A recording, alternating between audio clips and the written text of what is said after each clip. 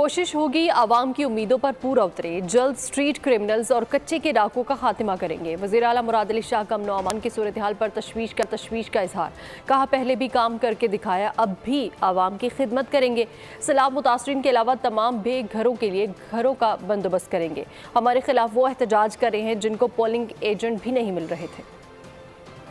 Karachi street crime के हवाले से और कच्चे में जो किडनैप कुछ हिदायत भी जारी की हैं, इंशाअल्लाह ताला आपको फ़र्क नज़र आएगा। उन्होंने ऐलान किया, हमने काम करके दिखाया। सूबा सिंध में हमने काम करके दिखाए हम, और इंशाअल्लाह ताला वही जो बेहतरीन काम है। चेयरमैन बिलावल भुट्टो ज़रदारी साहब ने मुझे कहा है, और न सिर्फ मुझे कहा है, वफाकी हुकूमत जो बनने जा रही है उनको भी कहा है कि जी मुझे पहली प्रायोरिटी है कि मेरे सूबे में जो सैलाब में मुतासरीन थे उनको मैंने रिहेबिलिटेट करना है, उनके लिए काम करना है। ज़रा पूछे तो सही कि कितनी पोलिंग स्टेशन पे उनके एजेंट भी मौजूद थे।